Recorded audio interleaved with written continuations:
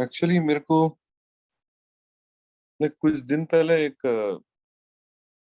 Video देखा था, तो वहाँ पे उस वीडियो में है ना कोई एक एक्ट्रेस थे। वो मैं नाम नहीं लेना चाह रहा उनका, तो वो ऑल ऑफ अ सडन एकदम चेंज हो गए।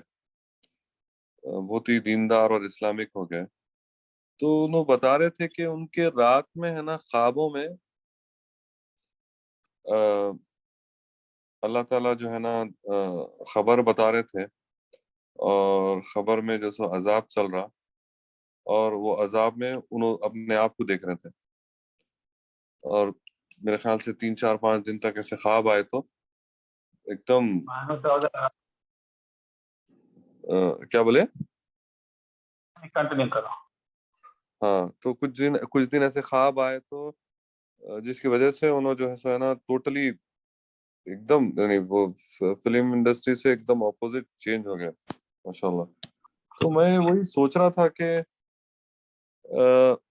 हम लोग भी मतलब इतनी कोशिश कर रहे हैं, लेकिन लाइक तकरीबन 1.5 साल से मेहनत कर रहे हैं, लेकिन हम उतना मैं अपने आप को बोल रहा हूँ कि मैं उतना ड्रास्टिक चेंज नहीं देख सक रहा हूँ अपने आप में ना, जिस तरह से लोग चेंज होते एकदम सडन। तो क्या मतलब हमको ऐसे ख्वाब नहीं आते जैसा उनको आए? अब बहुत सारे लोगों को आते हैं ऐसे ख्वाब, जिससे कैसे भी लोग एकदम चेंज हो जाते, हमको कभी नहीं आते। तो क्या अल्लाह नाराज है हमसे कि मतलब मेरे से नाराज है, फॉर एग्जाम्पल, कि मेरे को ऐसे ख्वाब नहीं आते? ये एक मेरे को बोलना था। और एक 2 दिन पहले जो क्लास में हम डिस्कस किए कि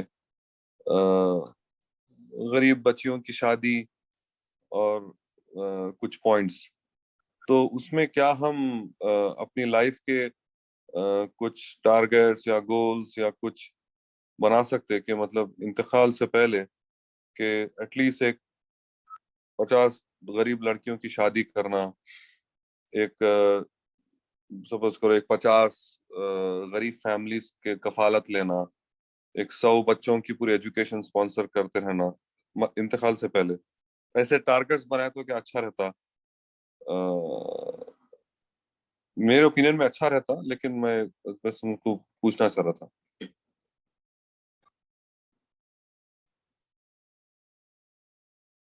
ये 2 मेरे पॉइंट्स थे ऐसे कुछ।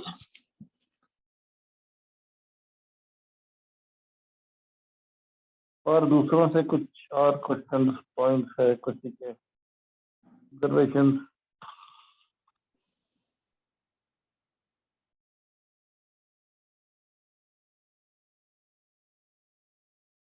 और कुछ जो क्लास के बीच में आयत के एग्जाम्पल में अगर कुछ बात कर रहे थे, तो कुछ डिटेल में नहीं कि जा सका था हमें, तो उसके बारे में भी अगर किसी को आयत से रिलेटेड है वो भी पूछ सकते हैं। कुछ और जनरल क्वेश्चंस भी जो है पूछ सकते हैं।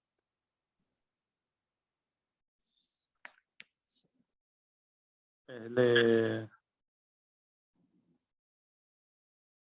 तो वलीद भाई का पहले क्वेश्चन निपटा लेंगे। हम्म। तो वलीद भाई का क्वेश्चन में कई क्वेश्चंस थे। पहला था कि लोग वसीयत नहीं बना नहीं। वलीद भाई आप ही उसको अच्छे से रिपीट कर दीजिए, ताकि लोगों को भी क्लियरली क्वेश्चन समझ में आए। जी जी आदिल भाई, एक्चुअली मेरा ऐसी जो है अब जनरल क्वेश्चन था जो अपन देखते हैं, मतलब अपने सराउंडिंग्स में, नेबर्स में या अपने खानदान में, कि लोग जो है वो वसीयत नहीं करते और प्रॉपर्टीज के बारे में जो जो जो इख्तलाफात होते हैं, मतलब भाई बहनों में, बच्चों में। तो इस्लाम इसको कैसा, अपन कुछ कैसे हैंडल करना, लोगों को कैसा बताना कि जो है मतलब how to educate people regarding this. क्योंकि बहुत लोग इसको इजी लेते हैं, ये इतना इजी लेना नहीं है, नहीं है। तो कुरान में तो वाजे कर दिया सूरह निसा में डिटेल में जो है कैसा अपने प्रॉपर्टीज को डिस्ट्रीब्यूट करना है। तो मैं तो अपने सामने एग्जांपल देखा, जैसे आप सुने होंगे कुरैशी बिल्डिंग अभी तक लड़े वो लोग, मतलब तकरीबन 10 साल से। उनका भी इंतकाल हो गया, उनके अम्मा का भी इंतकाल हो गया, बच्चे अपने पोतरे नवासे दोनों, बातचीत नहीं है, वो नहीं है। तो फिर वैसा है, नंबर लीगल केस हो गया। तो वैसा ऐसा है। तो शरीयत कैसा है उसको हैंडल करती। और अगर वो लोग जो वसीयत भी करे तो उसको अगर सही इम्प्लीमेंट करे नहीं करे, अगर वसीयत करे या नहीं करे तो गुनाह गुनाह होता है क्या लोगों को, वैसा ऐसा हाँ, बोल के ये मेरा इम्पोर्टेंट है, क्वेश्चन। वसीयत नहीं करे तो गुनाह होता क्या। अगर ये गुनाह में आ गया तो फिर लोग थोड़ा सीरियस लेते थे।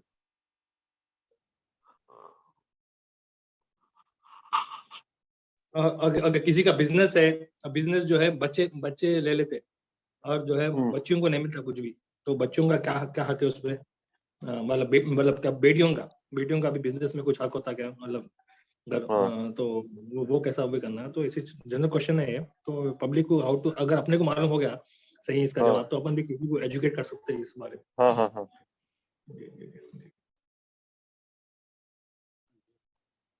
तो देखिए वसीयत का मामला जो है, आइडियली तो इंसान इंतकाल से पहले वसीयत लिख देना चाहिए, तुम्हारी आवाज स्लो आ मगर रही है। एक्चुअली मसला ये नहीं है। अब कैसी है? अब सही है। ठीक है।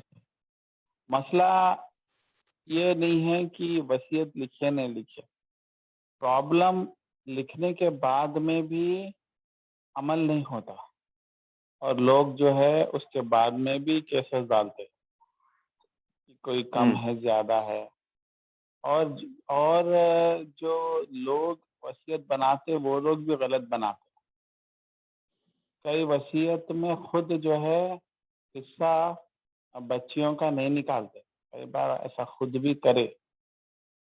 और या फिर कोई एक बेटे को ज्यादा प्रेफरेंस देना, कोई एक बेटे से नाराज रहना, कोई एक बेटा मेरे लिए खिदमत नहीं करा तो मैं उसको कम करता हूँ, ये सब बहुत बड़े गुनाह हैं।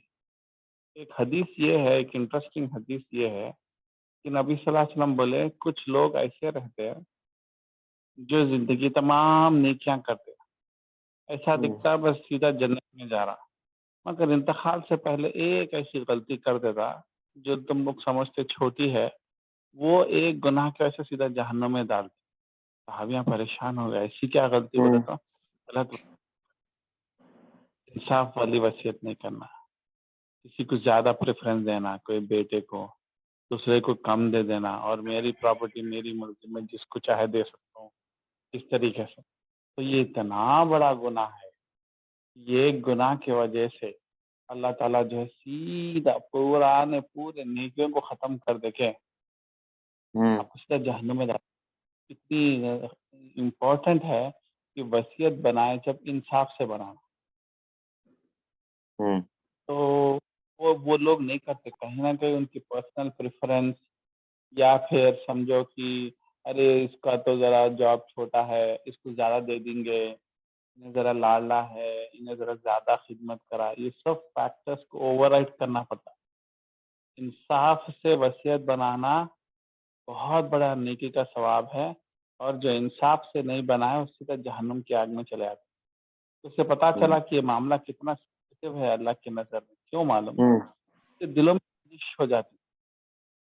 अब जो उन्होंने इंतकाल हो गए, जो जिनकी प्रॉपर्टी, मगर बाकी के लोगों को लड़ने के लिए एक नया शोशा मिल जाता, क्या नहीं था, मेरे को वो मिलना था, फिर ऊपर से मैं इसमें लगाया था, इसके कंस्ट्रक्शन में मेरे भी 4-5 लाख लगे, तो उसका क्या हिसाब, इसका क्या हिसाब। इतनी कॉम्प्लिकेट हो जाती चीजें कि इंसान फिर जो है जज नहीं कर ले सकते, और जो है सीधा कोर्टों में मामला चले आता, और कोर्टों में तो एक जनरेशन चले आता उसकी वर्ड है, जिसमें जो जो जिसको जरूरत रहती है उन्हें वैसे भूखे प्यासे मर जाता, और उसके बाद की नस्ल को चले जाता वो मसला। और ये कौम, ये नस्ल एंजॉय नहीं कर सकती उसके नेमतों। कई लोगों के पैसे अभी भी रेंटा पूरे जो है कोर्टों में जा रहे हैं और कोर्ट के पास जमा हो रहे हैं, मगर उन लोगों को नहीं मिल रहे क्योंकि केस के ऊपर वर्डिक्ट नहीं आया, और पोस्टपोन करते करते जो है सालों निकल गए और लोग मर भी गए और वो लोग गरीबी में रह गए। हालांकि रेंट आ रहे मगर उनके हाथ को नहीं आ रहे, कोर्ट में जमा हो रहे। कोर्ट बोल रही है एक बार फैसला करते उस हिसाब से मैं बात करते थे, मगर जब तक ये लोग जिद्दी में जो है गरीबी में रह गए, मगर छोड़ के कि थोड़ा लेन दे के लेके जो है अंडरस्टैंडिंग पे नहीं आ रहे। इतनी गंदी बीमारी है। देखो जिद में जो है मैंने खाया तो उन्हें भी तो नहीं खाया ना, मैं गरीबी में तड़प रहा हूँ, उन्हें भी गरीबी में तड़प रहा, मगर मैं दे तो नहीं, मैं झुक तो नहीं। इसके चक्कर में तुम भी भुग के उन्हें भी भुग के। इतनी जिद्दी है देखो। और मामला बैठ के सेटल नहीं कर सक रहे। सेटल करना बोल तो क्या करना, थोड़ा झुकना, थोड़ा दे देना, थोड़ा ले लेना, सेटल करना, वो नहीं कर सक रहे। तो आप समझो कि मुसलमानों में इतना बड़ा प्रॉब्लम हो गया कि एक प्रॉपर्टी को अपने आप डिवाइड नहीं कर सकते। इस हद तक कोर्ट जाना पड़ता, और कोर्ट जो है 25, 30, 40 साल भी के ले लेती। उसके बाद में फिर जो है उसका फैसला भी कभी पसंद आता, कभी पसंद नहीं आता, और दिलों में खलिश और बढ़ती रहती। और शैतान यही तो चाहता, शैतान चाहता कि पते नहीं रहना लोगों में, खुसूसन ब्लड रिलेशनशिप में। जबकि अल्लाह ताला बोल रहे ब्लड रिलेशनशिप के खातिर सैक्रिफाइस भी कर दिए तो बहुत बड़ी नेकी है, क्योंकि इसको बोलते हैं खून के रिश्तों को मेंटेन करना, ताल्लुकात रखना। उसको इतना बड़ा सवाब है कि इसमें, और वो सवाब क्यों है, क्योंकि इसमें बर्दाश्त करना पड़ता। कोई भाई जो है गलत बोल दिया तो रिश्ता तोड़ सकते, मगर रिश्ता कंटिन्यू कर रहे, उसको माफ कर रहे, उसको दरगुजर कर रहे, उसको प्यार से समझा रहे, और सबको लेके चल रहे। ये जो लेके चलने का कॉन्सेप्ट है खुसूसन खानदान में, इतना बड़ा सवाब है, क्योंकि अल्लाह ताला बोले ये कोक के रिश्ते हैं। और देखो दोस्त और पड़ोसी हम अपने मर्जी से बनाते हैं, आज इधर हाँ, ये कल तो उधर। अपन पढ़े सूरह बकरा में आयत में निश्चय। हाँ, तो दोस्त तो अपने मर्जी से बनते, मगर रिश्तेदार अल्लाह ताला बनाए। तो अल्लाह ताला की मर्जी और फैसला है, और उसमें एक आजमाइश है कि मेरी मर्जी से मैं तुम्हारे को एक बुरा भाई दिया, एक बुरी बहन दिया, ये मेरा फैसला है। अब मैं बोल रहा हूँ इसको निभाओ, निभाओ तो सवाब है। इसका ये मतलब नहीं कि गाली गलौज हो रही तो भी नीचे मुंडी डाल के मारम पीटी भी खा ले रहे, नहीं, जब तो एक्सट्रीम है, जब तो अलग हो जाना चाहिए। मगर वो एक्सट्रीम तक नहीं जा रहा मामला, तो जो है बर्दाश्त करना। और हम लोग कल आखिरी आयत पढ़े सबर, साबिरीन की जन्नत में जाएगा। तो साबिरीन किससे सबर करना, एक तो अल्लाह के फैसले, अल्लाह ताला अगर किसी को गरीब बनाया, काला बनाया, किसी को गिड्डा बनाया, और जो है फाइनेंशियली डाउन बनाया, या बीमारियां दिया, तो वो सब चीजों में सबर करना, ये तो साबिरीन है। दूसरा सबर ये भी है जी, अल्लाह ताला की मर्जी के हिसाब से अल्लाह ताला आपको ये ब्लड का भाई बनाया और बहन बनाया, मगर वो लोग तुम्हारे जैसे दीनदार नहीं है, वो लोग जाहिल है, खुद गर्ज है। तो वो लोग जो है अपनी ये हरकतें करते जिसके से तुम्हारा दिल टूट जाता, और तुम अलग हो जाना चाहते या दूरी इख्तियार करना चाहते, मगर नहीं, अल्लाह ताला बोले नहीं, ऐसा नहीं, तुम जो है सबर करो, तो मैं जो है तुम्हारे से खुश होने वाला हूँ। तो अल्लाह की रजा के खातिर ऐसे भाई बहनों को, कई बार देखो थोड़े भाई बहन के मसले ऐसे चलते हैं कि भाई यारो मेरे को टाइम नहीं है, अभी तुम्हारे फिर लड़ाई शुरू हो गया, मेरे को न को इन्वॉल्व करो बोल के अपन बोलते ना, उस हद तक तकलीफ दे देते। कभी कभी भाया बहना जो है पॉलिटिक्स खेल लेते, बीवी शोहर को लड़ाई करने की कोशिश कर देते, तो अपन जो है अलर्ट हो जाते, अल्हम्दुलिल्लाह रिश्ता बचा लेते। मगर ये लोग के दुश्मनियां, ये लोग की बेइज्जतियां, ये प्लॉटिंगा से हम लोग परेशान हो गए, भाई छोड़ देंगे बोल के बोलते, मगर अल्लाह ताला कंप्लीटली रिश्ते कट ऑफ करने के खिलाफ है। अल्लाह के खातिर सब्र, माफ करना बहुत बड़ी नेकी है। इसकी एक हदीस क्या है, इसका एक दलील क्या हुआ कि एक बार नबी सल्लल्लाहु अलैहि वसल्लम के पास एक आदमी शिकायत लेके आया कि नबी सल्लल्लाहु अलैहि वसल्लम, मेरे खानदान वाले मेरे को बहुत सताते, परेशान करते, तो बहुत परेशान हूँ मैं उन लोगों से। तो नबी सल्लल्लाहु अलैहि वसल्लम पूछे, अच्छा ये सब बिलोंग करते, तुम क्या करते हो रिटर्न में? मैं सबर कर लेता हूँ, और मैं साबिरीन बनना चाहता हूँ, मैं सबर कर लेता हूँ, मैं गिव अप नहीं करता हूँ, मैं फिर भी कोशिश करते रहता हूँ, मेरे को बहुत तकलीफ देते रहते हैं वो लोग, फिर भी मैं अच्छा करता हूँ, रिटर्न में उनके साथ बुरा नहीं करता हूँ और रिश्ता तोड़ता नहीं। नबी सल्लल्लाहु अलैहि वसल्लम बोलते हैं खुशी की बात है, खुशखबरी सुन लो। तुम या तुम्हारे बाद जो भी ऐसी तकलीफ उठा रहे उसको बता दो कि अल्लाह ताला ने उसके गुनाहों की माफी कर दी। अल्लाह अल्लाहु ताला अकबर। जब तक उनको माफ करते रहेंगे, अल्लाह ताला तुम्हारे को माफ करते रहेंगे। तुम अगर तहज्जुद नहीं पढ़ सके, तुम अगर शुक्र अदा नहीं कर सके, तुम अगर खैरात नहीं कर सके, तो ये चीज भी बहुत बड़ी नेकी है। और ये आदमी नहीं करने की वजह से आज खानदान टूट, आज खानदानों में मजा नहीं है। आज लोग दूसरे कंट्रीज में चले जा रहे हैं, खानदान से तितर बितर हो गया, सिर्फ नाटकों को हंसी मजाक, हाँ जी जी जी, हाँ हाँ बोल रहे, मगर अंदर से जलन हसद भरा हुआ है और पूरा फैमिली स्ट्रक्चर टूटा हुआ है। इसके वजह से जो नेक्स्ट जनरेशन है, ना मामुओं के बीच में पल रहा, ना फूफुओं के बीच में, ना खालाओं का प्यार मिल रहा, उसको सिर्फ माँ बाप का प्यार मिल रहा और अपनी जिंदगी में नेक्स्ट जनरेशन खुदगर्ज हो गया, न्यूक्लियर फैमिली हो गया। पहले कैसी थी? पहले सब मिलके रहते थे, एक घर में खाना पकता था, बहुआं पूरे मिलके एक टाइम उन्हें खाना बनाना, दूसरे टाइम इन्हों बनाना, एक दूसरे के पैसा को एक भाई ज्यादा कमा रहा तो दूसरा भाई कम कमा रहा तो मिलके एडजस्ट कर लेते थे, एक कॉमन अंडरस्टैंडिंग में रहते थे, जिसके से जो नेक्स्ट जनरेशन भी बचपन से ये सब चीजें देखता था, उन्हें भी यही फीलिंग लेके आया था कि हम हमारे ब्लड को सपोर्ट करना, और वो मोहब्बत को आके लेके जाके उन्हें गरीबों को भी हेल्प करता था। आज आज उसका अपोजिट है। आज मैं, मेरी फैमिली खुदगर्जी बचपन से उनको निवालों से कि जैसा खिलाई जा रही। क्यों? क्योंकि उन्हें जो आँख खोल रहा, फर्स्ट माँ-बाप के बाद में उसको क्या मिल रहा? खालाएँ, चाचाएँ, ताएँ, फूफा, और इन्हों में प्रॉब्लम है, इनके सामने शिकायत करते, इनके सामने बोलते ऐसा-वैसा। तो उन्हें भी क्या करता भाई, अपन को ऐसे ही रहना है, अपने को अलर्ट रहना, अपन किसी को मदद नहीं करना, अपन को लोगा वाट लगाते, अपन बचते रहना। ये नज़रियात से पल के रह जाते, जिसकी वजह से जो है रिश्तों की वैल्यू नहीं मालूम होती। और रिश्तों की वैल्यू का मतलब रिश्तों के खातिर कुर्बानी देना। तूने कुर्बानी नहीं देगा तो कल के दिन गरीब को क्या कुर्बानी देगा? गरीब के लिए पैसा क्या निकालेगा?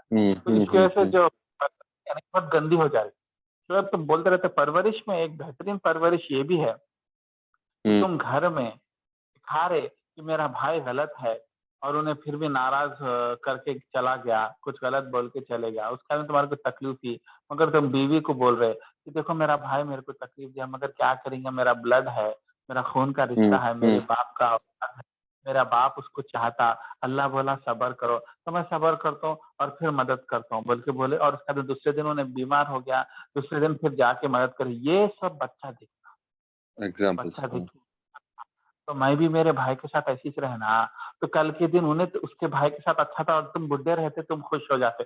अरे मेरा बड़ा बेटा मेरे छोटे बेटे को सहारा दे रहा, दिल को सुकून है। बड़ा बेटा अमीर है, छोटा बेटा गरीब है, तो उसकी वलीमे में उन्हें सपोर्ट करा। अल्लाह अल्हम्दुलिल्लाह मेरा इंतकाल हो गया, तभी मेरा घर बसा हुआ है।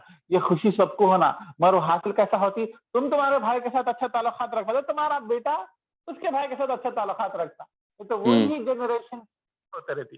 तो ये चीज हम लोग नहीं देखते, हम लोग अपना फ्रस्ट्रेशन भाई की तरफ निकालते, मगर ये भी चीज हमारे औलादों में आने वाली है। इसके लिए नहीं, डेंजर है। पहले न्यूक्लियर फैमिली स्ट्रक्चर में ये सब चीजें देखने को मिलते थे। सब्र की आजमाइश होती थी, मदद करना, ये सब होता था। ये और इन लोगों को साबिरीन बोलते हैं, जो कुरान में तारीफ किया गया कि ये लोग साबरीन। अल्लाह ताला को पसंद साबिरीन। तो ये साबिरीन इधर भी सब्र दिखाना पड़ता, मगर नहीं, मैं हक पे हूँ, मेरा पैसा मेरी परसी, मैं कमा रहा हूँ, कई को देना, उसको भी जॉब बोलो, उसको कमा लो बोलो, उन्हें नहीं कमा सक रहा तो मैं कई को देना, मेरा पैसा, मैं मेहनत गया, मैं ऑफिस को गया, मेरा पैसा मैं कई को देना। जो उन्हें भाई को नहीं देंगे उन्हें गरीब को क्या देंगे? तो चैरिटी बिगिंस एट होम बोलते नहीं, चैरिटी यहाँ पे शुरू होना, भाई को नहीं देंगे तुम, इसका ये मतलब नहीं है कई बार कई भाई जिद में गलत पैसे बर्बाद करते, तो जब नहीं देना वो अलग मसलियत है। मगर अगर जेन्यून है, बीमार हो गया, एडमिट हो गया, हालांकि उन्हें कोशिश कर रहा, मगर उसके बेटी के रिश्ते नहीं हो रहे और पैसे कम पड़ रहे, वाकई में बर्बाद हो गया या लॉस हो गया बिजनेस में, अनजाने अब पैसा उड़ा दिया, शराबों में, नाशों में डाल दिया, ड्रग्स में डाला, गैम्बलिंग में डाला, वैसे भाई को मदद नहीं करना, वो फिर जहालत है। फिर उसको वैसा करे तो तुम उन्हें और प्रमोट होता, उन्हें बोलता मैं आज भी गिरवी रख के जुआ खेलूंगा तो मेरा भाई बचा लूंगा, ऐसा सपोर्ट नहीं करना। मगर अगर जेन्यून नुकसान हुआ और तरबियत नहीं है मसला, तो उसको मदद करना। और ये सब ये मदद करने के लिए अल्लाह ताला जो है खून के रिश्ते को हदीस में बोले कि जो उसने उस पर रहम किया उस तक उन्हें जब तक बर्दाश्त करते रहेगा मैं करता रहूंगा। क्योंकि देखो भाई, कई बार नहीं, हम मिडिल क्लास वाले बाहर जाके मांग नहीं सकते। सबसे पहले जो अपने को देखते हैं वो अपना ब्लड रिलेशनशिप, और ब्लड रिलेशनशिप में अगर मोहब्बत आ गई तो हमारे financial ups and down taken care हो जाते। मगर अगर हम लेन देन का मामला भाइयों के साथ नहीं कर रहे, कजिन्स के साथ नहीं कर रहे, खाली सलाम दुआ कर रहे, ईद पे गले मिल के आ जा रहे, तो अल्लाह ताला बोले ये रिश्ते के लिए मैं नहीं बनाया। क्योंकि देखो गरीब को फिर भी क्या है, रोड पे आ गया तो लोग देख के कुछ तो बैतुल माल के पैसे मिल जाते। मगर जो मिडिल क्लास को प्रॉब्लम्स होते, सबसे पहले सहारा कौन देना?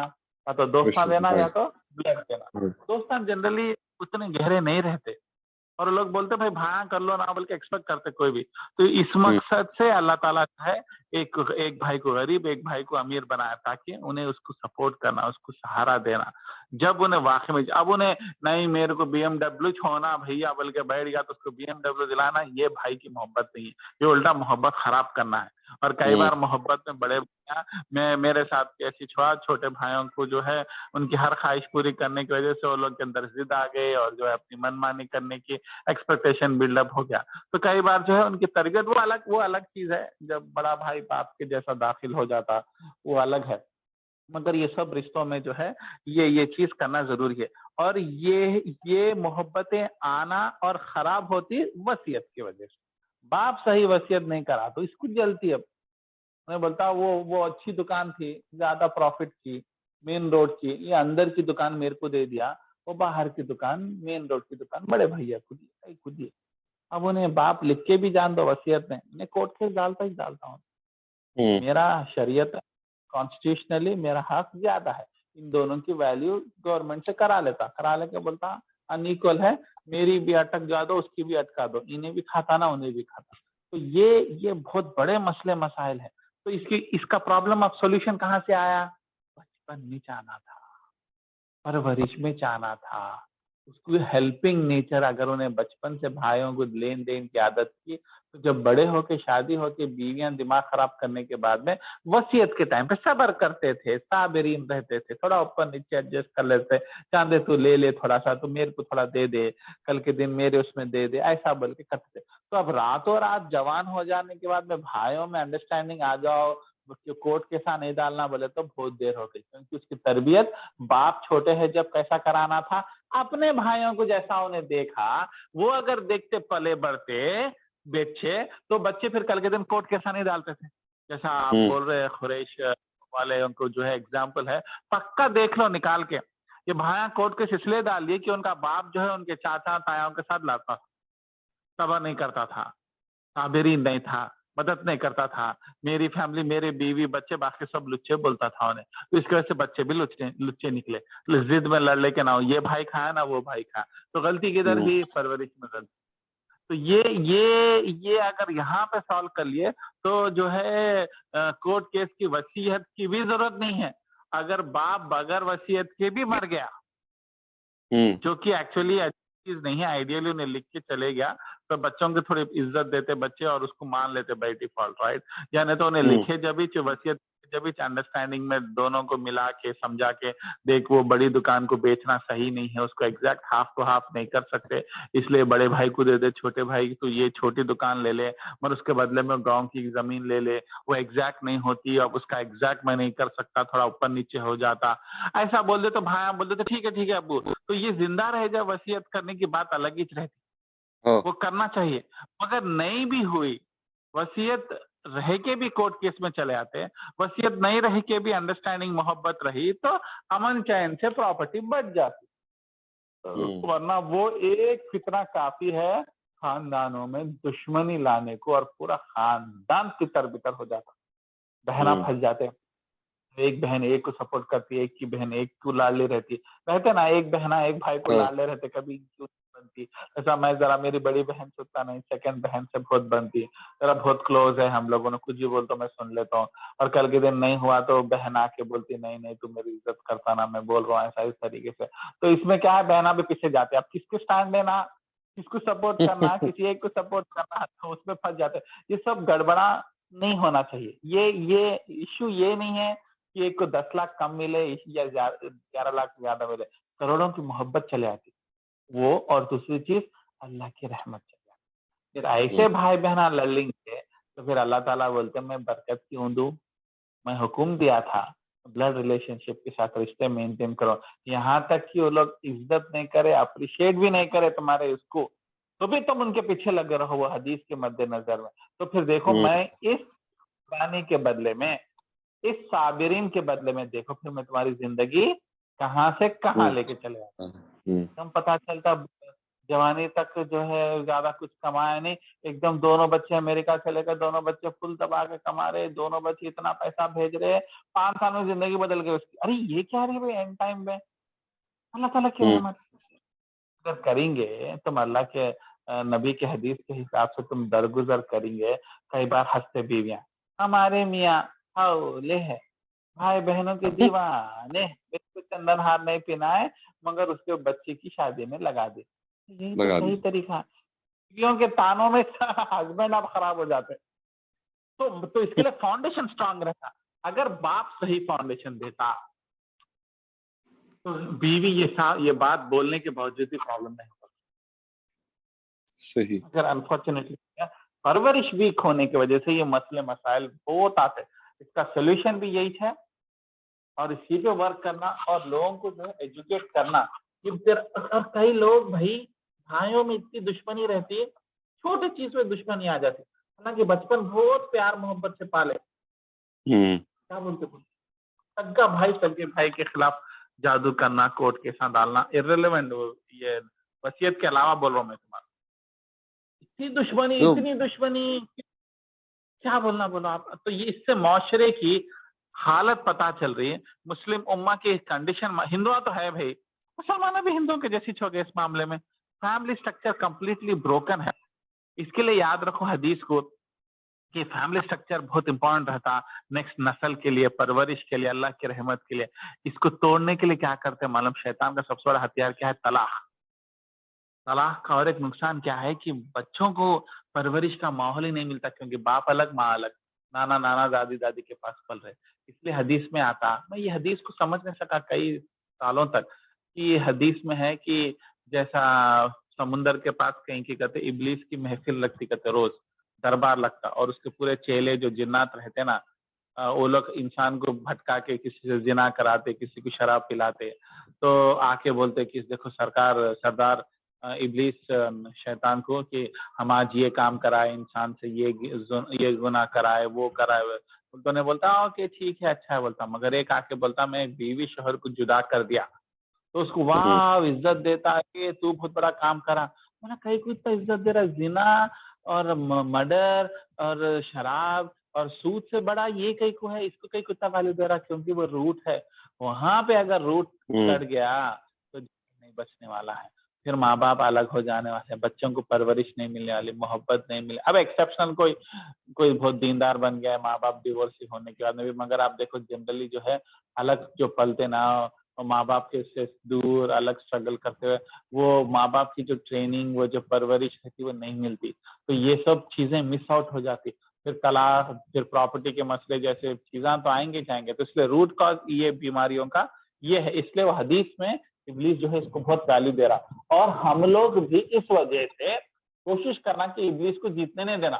जितना हो सके बीवी शोहर में अगर प्रॉब्लम्स चल रहे तो जुम्मे के दिन खाने पे बुला के उनके साथ जो है प्रॉब्लम को सॉल्व करना।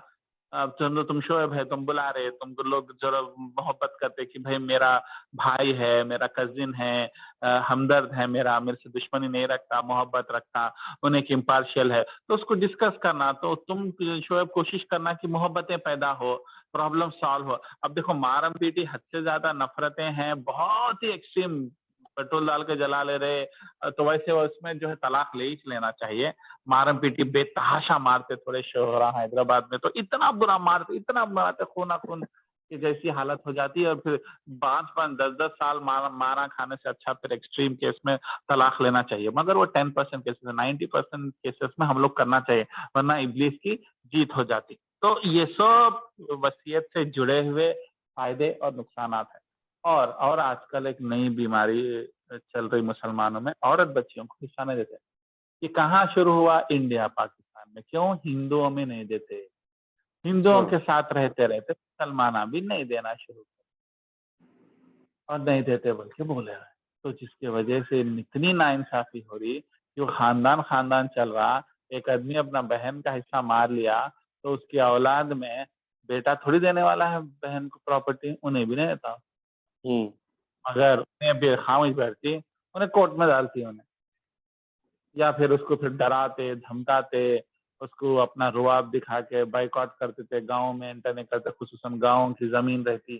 कई बार देखा मैंने, एक भाई गाँव में रह जाता, उन्हें प्रॉपर्टी देखते रहता, ब वॉचमैन से उन्हें ओनर बन जाता। अरे उसको देख ले रे, हमारा हिस्से को कर, हम ना सिटी में शादी होके चले गए, बोलता अब आओ वापस गाँव में, पैरा तोड़ देता हूँ, वो कर देता हूँ बोल के हल्लू-हल्लू पूरे प्रॉपर्टियाँ बेच देते। ये भी एक गंदी बीमारी है कि औरत बच्चियों को नहीं देने की हिंदुओं से आम हो गया। अल्हम्दुलिल्लाह अब जो सिटी में एजुकेशन आ रहा और जो है अब थोड़ा नॉलेज आ रहा, वही मगर जो पुराने बिज़नेस वाले जो फैमिलीज़ है हैदराबाद के जो अनएजुकेटेड टाइप के रहते, थोड़ा ज़रा ज़हीराबाद से आ गए या जो है चमड़े वाले हैं, इस तरीके से वो लोग नहीं दे रहे।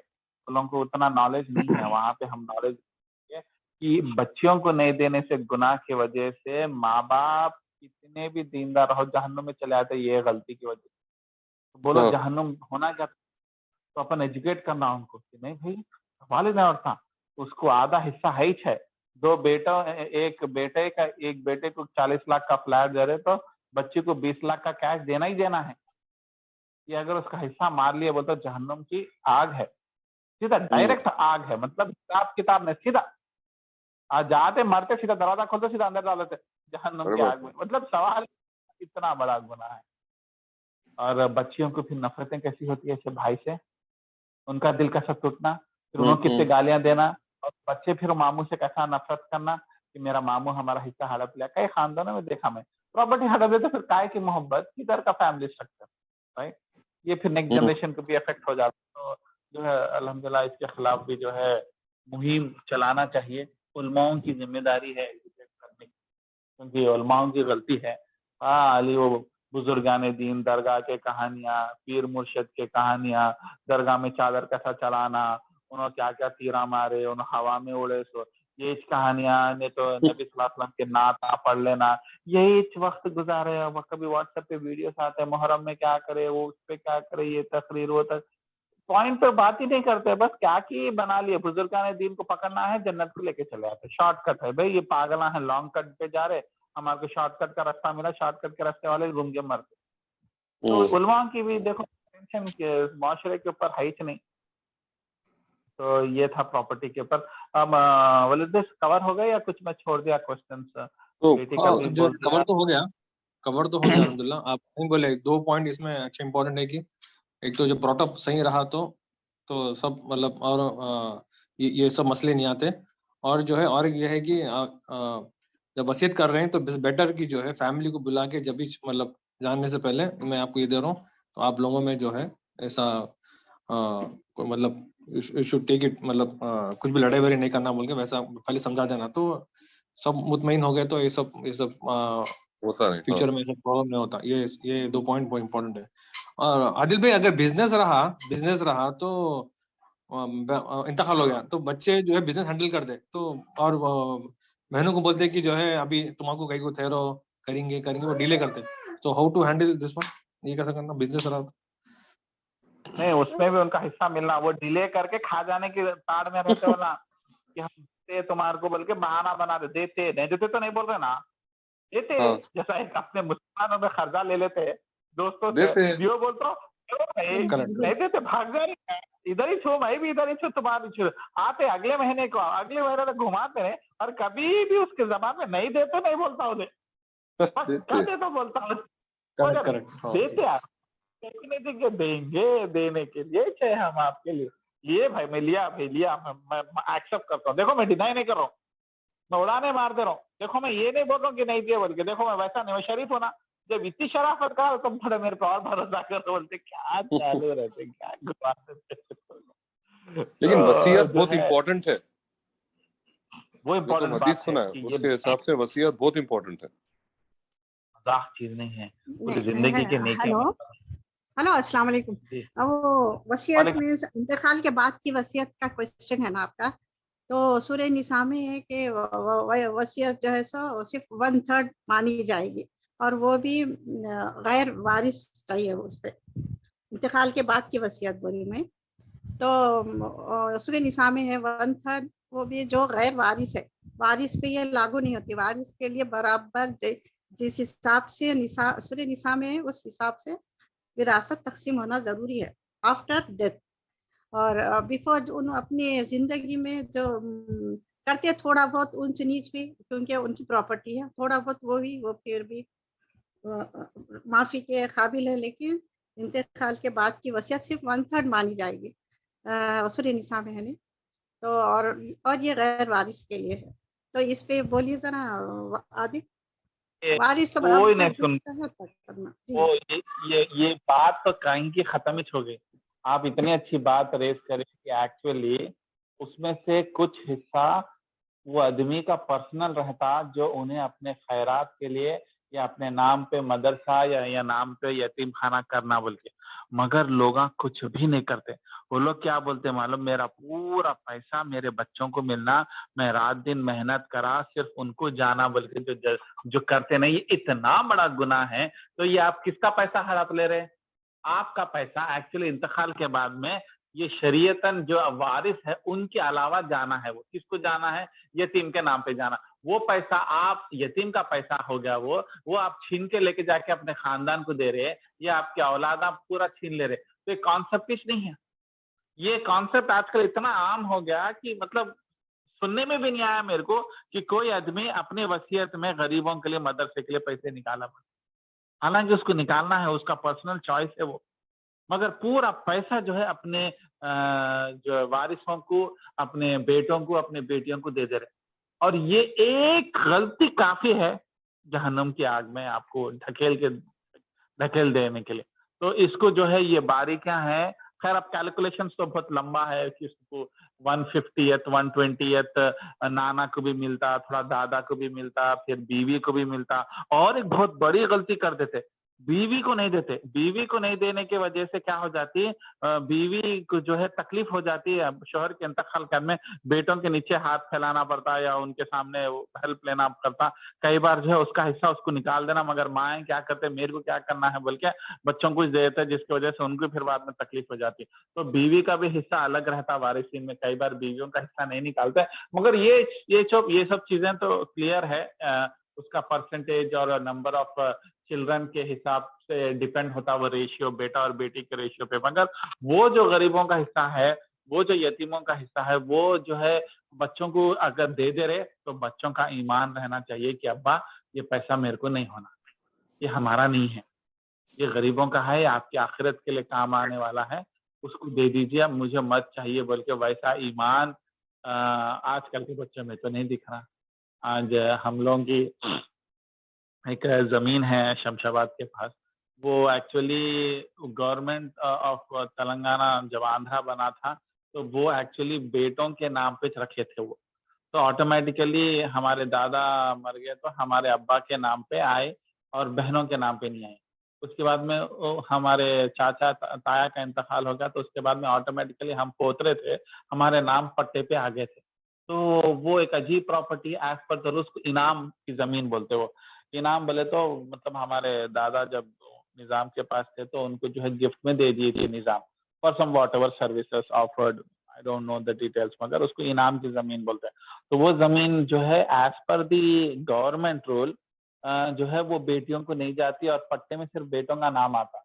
तो मेरे के हिसाब से यहाँ पे कॉन्स्टिट्यूशन अलग है, क्योंकि कॉन्स्टिट्यूशन सेकुलर है, मगर अपना इस्लामिक कॉन्स्टिट्यूशन को जो है, इस्लामिक शरीयत को देखना बहुत जरूरी है, क्योंकि ये थोड़ा सा एक गिफ्ट के जैसी चीज है। तो ऐसी चीजों में भी बहुत ख्याल रखना, बहुत रिसर्च करना, क्योंकि मामला जो है अगर आपको लग रहा कि गलत है, अगर आपके बाबा गलती कर रहे, तो आप खड़े रह के बोलना अब्बा हमको ऐसी हराम की प्रॉपर्टी नहीं होना, हमको जो है, हम आपको नहीं चाहेंगे कि आप जहन्नुम की आग में चले जाए छोटी गलती पे, आप इनका हिस्सा इनको बराबर दे दो बोल के बोलना चाहिए।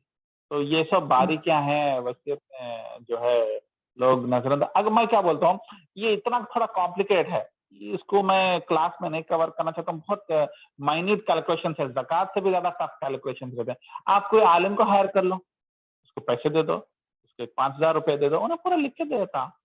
और सिंपल सा ही है, आप अनएजुकेट है, आप उतना बारीकी, मैं कभी प्रपोज नहीं करूंगा कि ये चीजें सीखो, मैं भी एक्चुअली नहीं सीखा।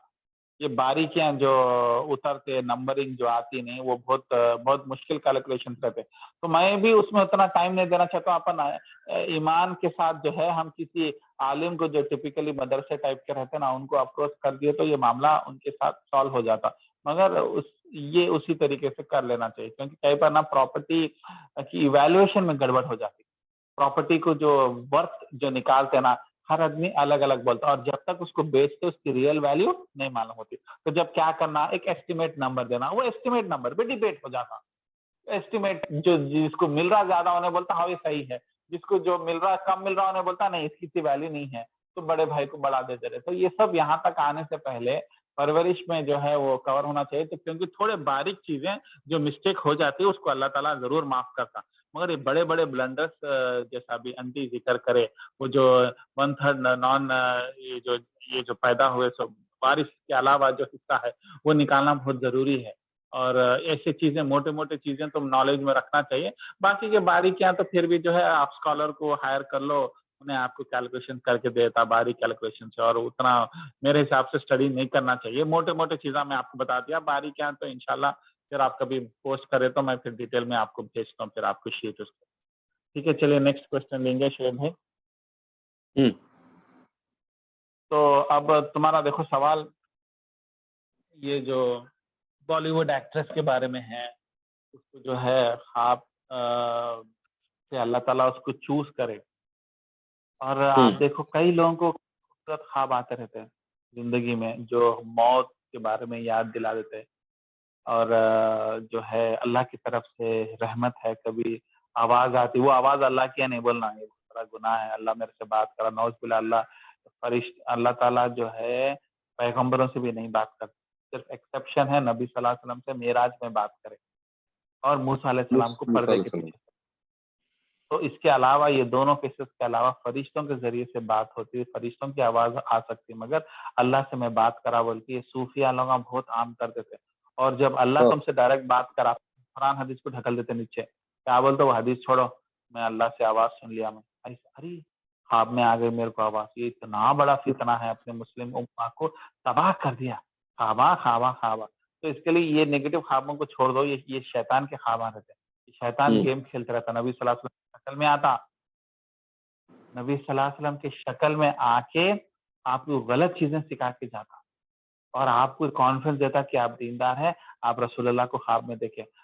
हदीस मिसअंडरस्टैंडिंग हो रही है यहाँ पे। एक हदीस है जिसमें नबी सल्लल्लाहु अलैहि वसल्लम बोले, मैं शायद ये टॉपिक टच करा मगर बहुत जरूरी है, इस आजकल बहुत आम चल रहा है कि रसूलुल्लाह को देख लिए हम ख्वाब में, मक्का दिख गया, काबा दिख गया, रसूलुल्लाह दिख गया, फायदा कुछ भी नहीं। अब देखो ये बॉलीवुड एक्ट्रेस को खबर में जलते हुए देख के उन्हें कम से कम जिंदगी तो भी चेंज करी, उसमें मैसेज था। ये बेकार के ख्वाब शैतान दिलाता, काबा दिख गया, मदीना दिख गया, मदीने में खबर दिख गई, नबी सल्लल्लाहु अलैहि वसल्लम दिख गए, मगर बगैर दाढ़ी के। कौन है भाई? नबी सल्लल्लाहु अलैहि वसल्लम बोल, नहीं नहीं मैं नबी सल्लल्लाहु अलैहि वसल्लम को देखा बोलते। कोई सफेद कपड़े में, सफेद टोपी पहन के, जुब्बे पहन के, सफेद दाढ़ी में रह के मैं रसूलुल्लाह हूँ बोलते, इन्हें ऐसे खुश हो जाता।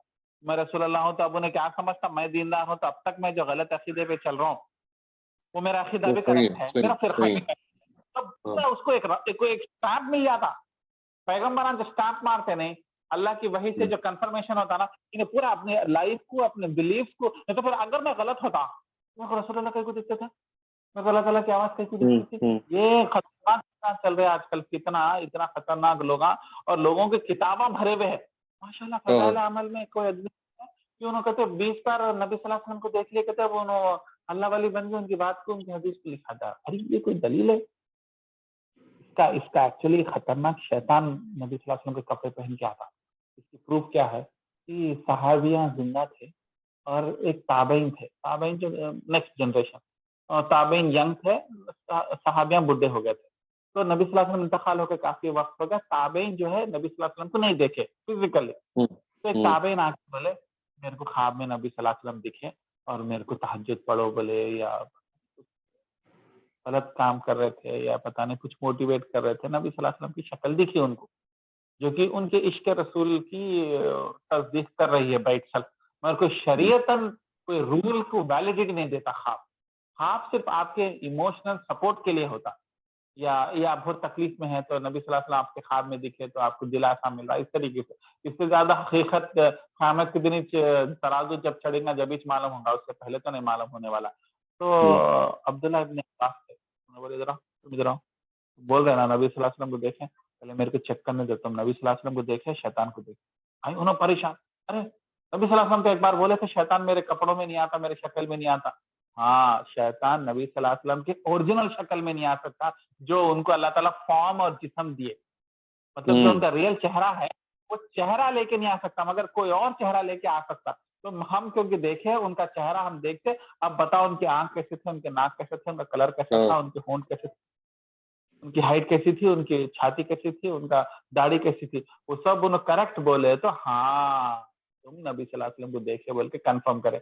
आज हमारे पास फोटो है, आज कोई वीडियो क्लिप है, कौन कंफर्म करने के लिए बैठा? कोई सहाबी जिंदा है? नहीं बैठे। हदीसों में नबी सल्लल्लाहु अलैहि वसल्लम के शमाइल, फिजिकल कैरेक्टरिस्टिक्स वेगली लिखे हुए हैं। जैसा अब मैं आपको एक फोटो दे दूं आपके दादा के, और मैं बोलूं फोटो मेरे को डिस्क्राइब करो, आप क्या बोलते हैं? लंबे है यार, वो जरा नाक निकली हुई है, नाक थोड़ी पतली है। अब इतना बोलने पे एग्जैक्ट फोटो मैं बना सकता हूँ? नहीं बना सकता। वो ऊपर ऊपर है कि नबी सल्लल्लाहु अलैहि वसल्लम की माशाल्लाह हाइट बहुत लंबी भी नहीं थी, बहुत गिड्डे भी नहीं थे, माशाल्लाह वेल बिल्ट थे, चेहरा पे नूर था, मगर नाक अफगानियों के जैसी पतली थी, नहीं मालूम। ये हम बोल लिए, और अगर बोल भी दिया पतली है, तो आप देखो कई अफगानियों के नाक पूरों के पतले हैं, मगर पूरों के नाक अलग नहीं है।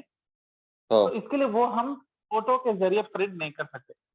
अगर वो जमाने में कैमरा होता और वो फोटो आज रहती और लाइब्रेरी में लगी हुई रहती, जैसा गांधी जी की लगी हुई है, और हम सब गांधी जी को नहीं देखे, मगर गांधी जी को देखे तो पहचान लेते, कई बोलते उनकी फोटो हमारे पास लाइब्रेरियों में ऑफिसों में लगी हुई है, मगर वैसा नबी सल्लल्लाहु अलैहि वसल्लम की नहीं है।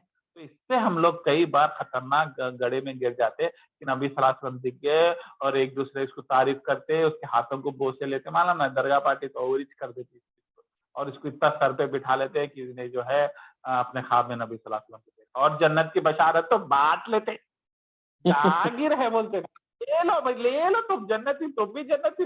वही अगर उनके अपोजिट अहले हदीस वाला अगर बोला कि उन्हें जन्नत और उन्हें नबी सल्लल्लाहु अलैहि वसल्लम को देखा, मानते ही नहीं जन्नती है, बल्कि फिर वो इसको कहीं को नहीं लगाते, वहां भी फिर गए बाजी आ जाती। नहीं, शैतान जो है नबी सल्लल्लाहु अलैहि वसल्लम के अलावा दूसरे चेहरे में आता था, मतलब मालूम है इनको हदीस, तुमको कौन बोला रहे भाई, तुम लोग जो नबी सल्लल्लाहु अलैहि वसल्लम, तो इसलिए सब नहीं है।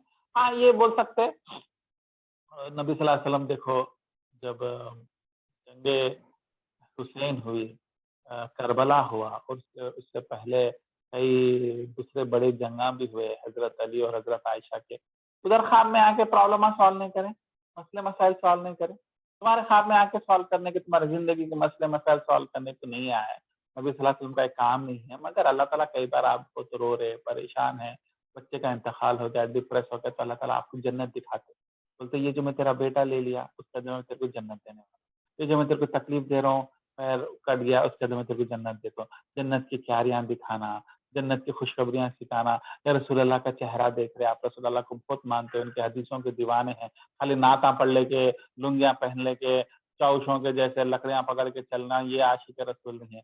आशिक रसूल बोलते हैं रसूल अल्लाह जो जिंदगी तमाम बोलते थे, उनकी जो सेइंग्स है, उनका जो तरीका है, उनका जो कौल है, उसको जिंदगी में उतारना, वो आशिक है, और उतना आशिक बन गए। हो सकता है अल्लाह ताला की रहमत से उनका फोटो चेहरा दिख जाए।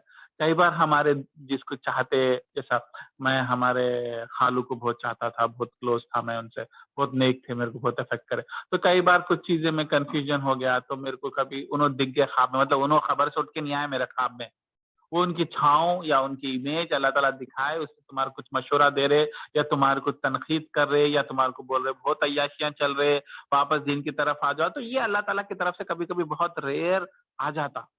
तो वही केस हो सकता है शोएब तुम जो स्टोरी बोल रहे बॉलीवुड एक्टर्स रिसेंटली जो कन्वर्ट ही माशाल्लाह व्हाट्सएप पे बहुत वीडियोस आए, मैं भी उसका वीडियो देखा कंप्लीट बुरखे में भरी मतलब जो लेकिन उसको वीडियो मॉडर्न आए, हमको वैसे वीडियोस नहीं, मतलब उन्हें इतना चेंज हो, ऐसे कई लोग हैं जो ख्वाब देखे और एकदम ऐसा चेंज हो गए कि बहुत दीनदार हो गए, समझे।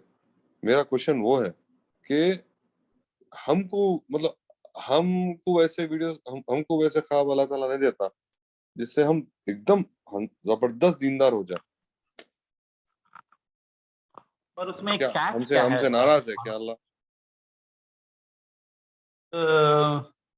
अब वो तो अल्लाह की मसलियत है। जो है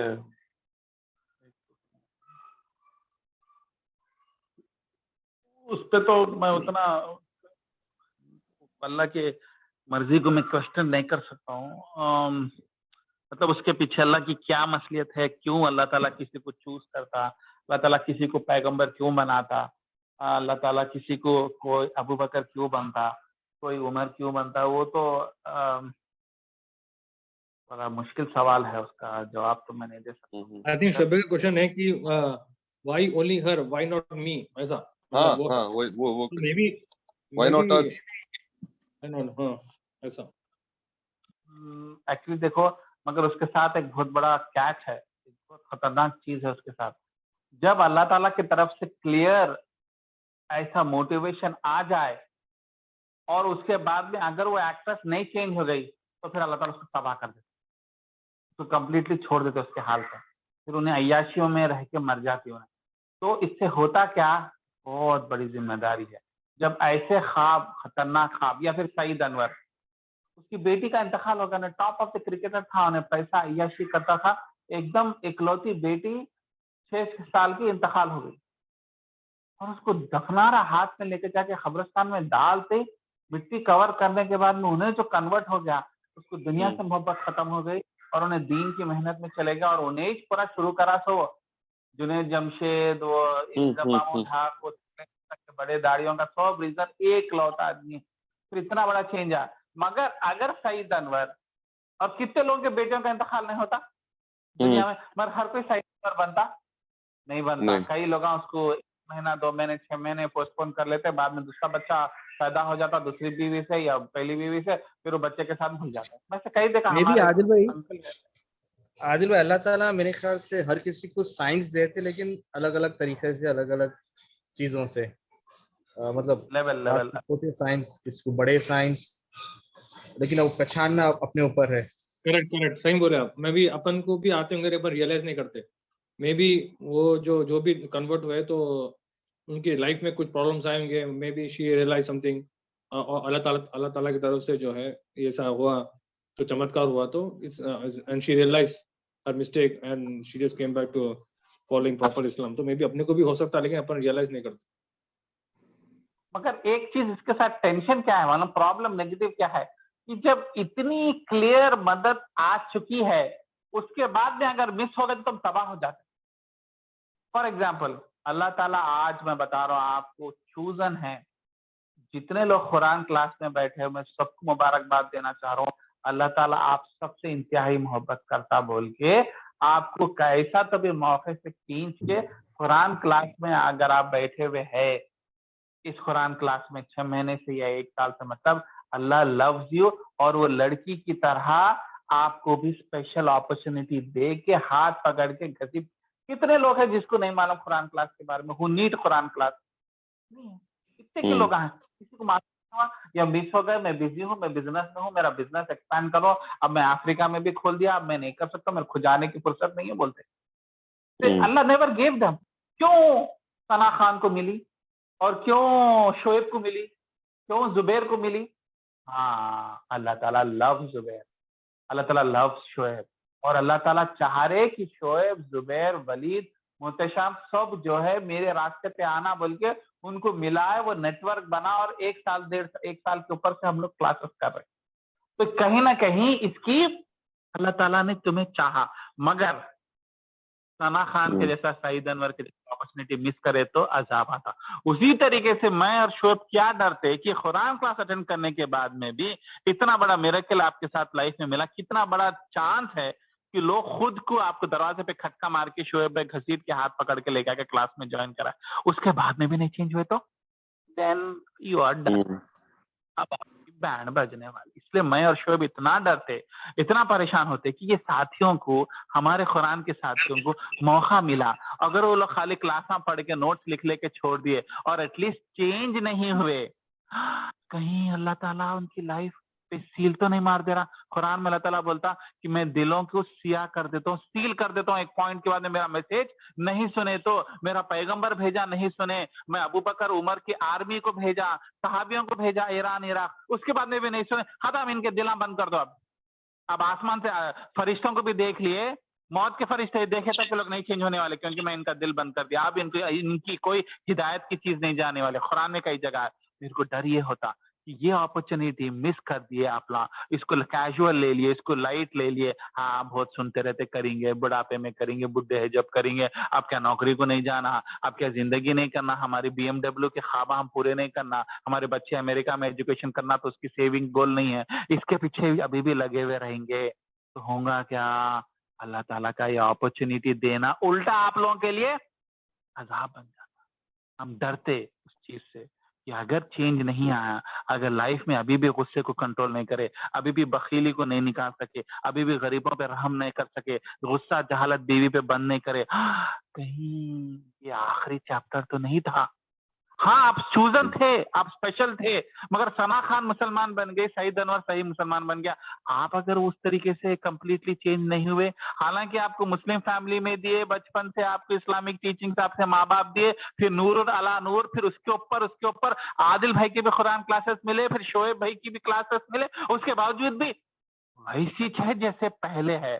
अल्लाह ताला अगर बुक बंद कर दिए, आज बंद कर दे रहे होंगे, 6 महीने बाद में बंद कर दे रहे होंगे, 2 दिन में बंद कर दे रहे होंगे, मजाक नहीं है। अगर वो हो गया ना, फिर आपका दिल कोई नहीं खोल सकता, क्योंकि जो दिल के ऊपर अल्लाह ताला मार दे, हम लोग डरते इसलिए। क्यों मैं और शोएब नए नए एग्जाम्पल्स लेके कोशिश करते, मोटिवेट करते, मिलना चाह रहे, आप लोगों को हिलाना चाह रहे।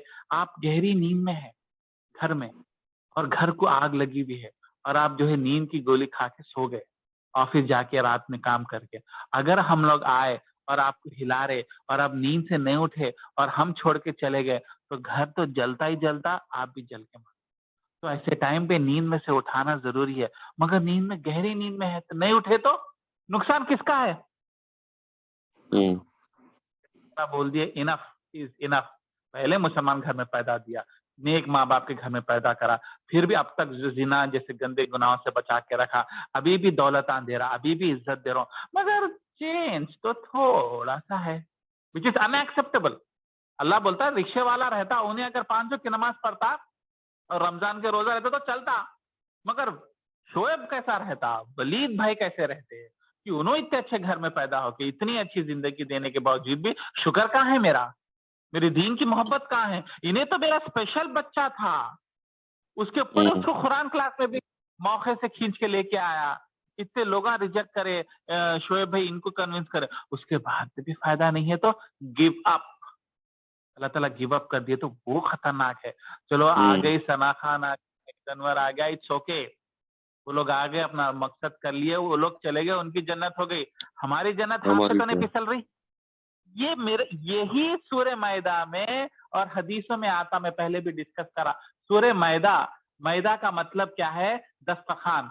पहले के एक हादसा हुआ ईसा अलैहिस्सलाम की जिंदगी में, बहुत बड़ा हादसा है ये, क्योंकि मैदा के लोगों की तारीफ कि इतने गंदे निकले मैदा के लोग, मैं आपको बताता हूँ कि उनको जहन्नुम की आग में सबसे खतरनाक जो जहन्नुम की आग आएंगे ना, 2 फिरकों को आएंगे कहते। एक फिरौन की आल, मतलब उसकी फैमिली नहीं, उसके लोग, जो इजिप्शियन लोग सताते थे ना बनी मूसा अलैहिस्सलाम के, वो फिरौन भी खड़ा हुआ, फिरौन के लोग भी खड़े हुए, इसलिए लोगों के साथ, आर्मी के साथ तबाह हुआ उन्हें। नील की कौन सी रिवर थी, रेड सी थी कि चलो नील में डूब गया। तो इतना खतरनाक अजाब आने का, तो फिरौन खत्म नहीं हुआ, फिरौन के लोगों का अजाब खत्म नहीं हुआ। अल्लाह ताला नबी सल्लल्लाहु अलैहि वसल्लम हदीस में बोले जहन्नुम में सबसे डीप जहन्नुम, खतरनाक हॉरर पिक्चर का जो जहन्नुम रहता सिर्फ 2 फिरकों के लिए रिजर्व है, एक फिरौन के लिए, एक दूसरा मैदा के लोगों के लिए। कौन है ये मैदा? इन्हीं के नाम पे सूरह मैदा है। सूरह मैदा में क्या हादसा है, क्यों मैदा? बकरा, सूरह बकरा का नाम सूरह बकरा क्यों है? बकरा गाय, गाय के बारे में मालूम ना, वो गाय का हादसा हो सूरह बकरा। मैदा के बारे में अलैहिस्सलाम एक बार जा रहे थे बहुत बड़े ग्रुप को चेंज करने के लिए, कन्वर्ट करने के लिए, मुसलमान बनाने के लिए। वो लोग बोले वो सब तुम्हारी बात मानते, हम जब भी मानते जब हमारे को एक मिरेकल करो। ईसा अलैहिस्सलाम मिरेकल्स बहुत करते थे, और हालांकि इस्लाम मिरेकल्स पे बिलीव करता, मिरेकल्स नहीं होना, इस्लाम दिलों को छीता। मिरेकल जो है मोमेंटली जज्बात देते, मगर दिलों को चेंज नहीं करते। आपको कांस्टेंट कुरान क्लास होना, थोड़ा थोड़ा असर होना, मिरेकल उतना इफेक्ट नहीं करता। कुछ लोगों के लिए करता, कुछ लोगों की पर्सनैलिटी सूट करती, तो वो खतरनाक लोग, क्या बोले, बुरे लोग, कि आप एक काम करो, एक कंडीशन है, हमारे को आसमान से टेबल उतरना, उस पर दस्तरखान रहना, उसके ऊपर जो है बिरयानी उतरना, और जो है सीजन नहीं है सो आम उतरना, और हमारे को ये होना, चिकन होना, बिरयानी होना, सब होना, टेस्टी रहना, असली घी का, तो हम खाए तो हम मुसलमान बनते। बोले नबी ईसा अलैहिस्सलाम बोले देखो मैं दुआ तो कर लेता हूँ, आ जाता, खा लेते अपने हाथ से, बाद में अगर तुम फिर सना खान के जैसा नहीं चेंज हुए, सईद अनवर के जैसा चेंज नहीं हुए, तो फिर देखो तुम्हारा खतरनाक अजाब होता। ना कोई टेंशन की बात नहीं, आने दो, मिरेकल आने दो, ख्वाब आने दो, कुरान क्लास में एडमिशन मिलने दो, सब करने दो, हम चेंज होते बोल के वादा करे। आया आसमान से अल्लाह ताला उतारे, ऐसा टेबल, ऐसा आसमानी खाना, सोचो चिकन का टेस्ट कैसा था होगा, कोई शेफ नहीं बना सकते वैसी बिरयानी, पूरी तोड़ तोड़ के खाए, डकारा लेके, बाद में जो है मुसलमान नहीं बनते। ईसा अलैहिस्सलाम बोले तुम्हारा नुकसान, इट्स ओके। मगर हदीस में नबी सल्लल्लाहु अलैहि वसल्लम बता दिए कि मिरेकल और अल्लाह की हेल्प मिलने के बाद में, हिदायत मिलने के बाद में अगर चेंज नहीं हुए तो खतरनाक अजाब है, और अल्लाह विल गिव अप ऑन। और हुआ क्या? मैदा के लोगों को जहन्नुम की खतरनाक आग है, worst of the mankind are फिरौन और मैदा के लोग। तो उससे पता क्या चला कि अगर मिरेकल में हमको अल्लाह ताला चूज करे, हमको नबी सल्लल्लाहु अलैहि वसल्लम ख्वाब में दिख गए, हमारे को जो है अच्छे ख्वाबा पड़े, जहन्नुम की आग को जलाते हुए ख्वाबा पड़े, हम डर के उठ जा रहे, हमको अच्छे कुरान क्लास मिल रहे, हमको अच्छे माँ बाप मिले, हमको अच्छी जिंदगी मिली, हमको अच्छे बच्चे मिले, हमारे को अच्छी जवानी मिली, हमारे को अच्छा सेहत मिला, ये सब मिरेकल्स है, और उसके बाद में भी चेंज नहीं हुए तो मैदा का ना हाल हो जाए। इसलिए मैं डरता हूँ कि it's a sure shot, it's a one time opportunity, मिला इस्तेमाल करे तो बचे, नहीं तो फिर अपनी बात होती। इसलिए यही है कि मिरेकल्स मांगना भी अच्छी चीज नहीं। नबी सल्लल्लाहु अलैहि वसल्लम बोलते मिरेकल्स मत मांगो, क्योंकि मिरेकल्स आ गया मतलब मदद आ गई, और गाइडेंस आने के बाद में गाइडेंस को रिजेक्ट करना बहुत बड़ा गुनाह है। सेल्फ दीन पे आए तो इजी है, एक्सपेक्टेशन भी कम है, अल्लाह ताला हिदायत भी दिए, घर पे दरवाजा भेजे, पैगंबर को घर पे आके खटका मारा, दोस्त पीछे पड़ा हुआ है। अब देखो शोएब को मैं 2-3 साल पीछे पड़ा मैं, कि भाई मतलब ऐसा नहीं कि शोएब नफरत करते थे दीन से या फला, मगर he was a good okay Muslim, मगर मैं चाह रहा था कि उनको एक्स्ट्राऑर्डिनरी मुस्लिम बनाना, बल्कि 2-3 साल पीछे पड़ा। तो मैं शोएब को बोलता हूँ कि तुम कितने चूजन है, तुम्हारे पीछे अल्लाह ताला किसी को भेजे, हालांकि मैं कोई स्पेशल नहीं हूं, मगर अल्लाह ताला भेजे, किसी को भेजे, उन्हें तुम्हारे पीछे पड़ के तुमको करा। अब उसके बाद में वो और उसके बाद के तुम्हारे आमाल और वर्सेस वो आदमी जिसके पीछे कोई नहीं पड़ा और उन्हें खुद से कुछ जो भी छोटी नहीं क्या करला, दोनों इक्वल नहीं होते। अल्लाह ताला तुमसे एक्सपेक्ट ज्यादा करते, क्योंकि अल्लाह ताला तुम्हारे को गाइड ज्यादा करे, अल्लाह ताला तुम्हारे को नुसरत ज्यादा दिए, अल्लाह ताला तुम्हारे को हिदायत के जरिए ज्यादा दिए, तो उसकी जिम्मेदारी ज्यादा है, एक्सपेक्टेशन ज्यादा है। तुम लोगों के जैसा नहीं कर सकते, तुम्हारे आमाल उनसे ज्यादा रहना पड़ता, क्योंकि प्रोपोर्शनल टू तुम्हारा अल्लाह ताला की रहमत है, उस पर डिपेंड करता। उसी तरीके से दौलत ज्यादा दिए उसको, तुमको पैसा ज्यादा दिए, तुमको सेहत ज्यादा दिए, फिर तुम्हारे आमाल भी खाली 5 वक्त की नमाज, रिक्शे वालों की जैसा 5 वक्त की नमाज और 30 दिन के रोजे, ये रह के खत्म नहीं कर। तो उस वजह से सना खान की कहानी सुनने के लिए इजी है, सईद अनवर की है, मगर जरा चूके और सईद अनवर के लेवल पे जान तन मन धन नहीं लगाता तो सईद अनवर अंदर था जहन्नुम के आगे, इतना बड़ा रिस्क रहता। इसलिए मेरे को भी ख्वाबा पढ़ना ये वाकई में डबल एज स्वॉर्ड है, उसकी जिम्मेदारी भी उतनी है। इस बार मैं कुरान क्लास वालों को बोल रहा हूँ, मैं उनसे रिक्वेस्ट कर रहा हूँ कि ये बहुत रेयर अपॉर्चुनिटी है ये जमाने में, कि ऐसा कुरान क्लास घर पे फोन के अंदर जूम कॉल पे लगा के सुन लेना, अपनी मादरी जबान में, अपने कल्चर में, अपनी सिंप्लिसिटी में। ये अल्लाह की बहुत बड़ी रहमत है आपकी, ये रहमत को खाली मत जाने दो। इससे नुकसान आप ही का होता। हमारे को तो मेरे को तो नेकी मिल, मैं एक एक सांस जो लेता हूँ, जो मैं अल्फाज इस्तेमाल करता हूँ, उसके पीछे मेरी तो नेकियां फरिश्ते लिख दे रहे। आप कन्वर्ट हो ना हो, आप दीन की शिद्दत में आओ ना आओ, मेरी नेकियां मेरे एफर्ट के हिसाब से है, आउटपुट के हिसाब से नहीं है, मेरे एफर्ट के हिसाब से। तो मैं तो सेफ हूँ, मगर फिर मैं तड़प क्यों रहा हूँ? मोहब्बत, मोहब्बत की जहन्नुम की आग रियल है। जहन्नुम की आग का लू भी 1 सेकंड भी हम बर्दाश्त नहीं कर सकते। मिडिल ईस्ट की गर्मी बर्दाश्त कर सकते हैं, आप आधा घंटा खड़े रह सकते। जहन्नुम की आग को पानी में 70 बार धोए तो यहाँ की रियाद की गर्मी बनती। वैसी, और 70 का मतलब 70 नहीं है अरबी में, मुहावरतन है, मतलब बस, मतलब जहन्नुम की लू को करोड़ों साल एसी में डाल के ठंडा करे तो जो गर्मी बचती, वो गर्मी आज है जो तुम बर्दाश्त करे। तो जब रियल गर्मी आएंगी वो आप और हम बर्दाश्त नहीं करते। इसलिए अल्लाह जो चाह रहा वो कर दो, दीन के लिए कुर्बान हो जाओ। ये नॉर्मल ऑफिस के मतलब ऑफिस का जॉब छोड़ देके 20 बच्चों को छोड़ दो नहीं बोल रहा हूँ, मगर रुझान कंप्लीटली चेंज कर दो। सारा के जैसा, वो एक्ट्रेस के जैसा, सईद अनवर के जैसा, इंजमाम उल हक के जैसा हो जाओ दीन के। फिर देखो अल्लाह ताला तुम्हारी दुनिया को भी संभाल लेता, तुम्हारी बीवी को भी संभालता, हिदायत देता, बीवी भी साथ ही अच्छी बन जाती, बच्चे भी नेक सालिहीन होते और जिंदगी में सुकून हो जाते। तो ये कहानियों से इबरत लेना है। और हम लोग परसों भी क्या पढ़े, जंगे बदर में आए गए चले गए, हमारे लिए क्या है? इबरत। सना खान कहाँ की करके कहीं शादी करके चले गए, तुमको मिलती भी नहीं, उन्हें हज भी करके चले गए, साल पता भी नहीं चला।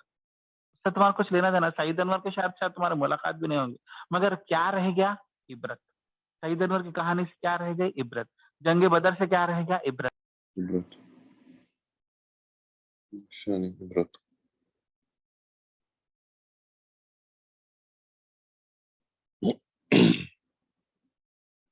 आदिल तुम म्यूट हो गए।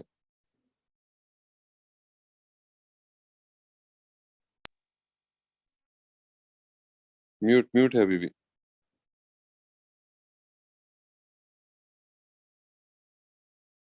हेलो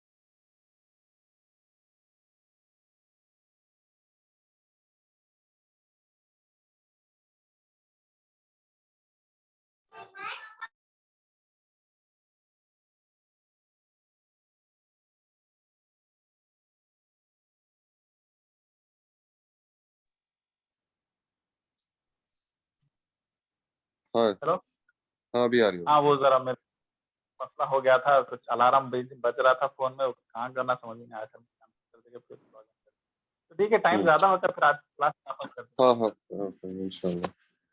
जज़ाकल्लाह खैर। अगले हफ्ते फिर इंशाल्लाह।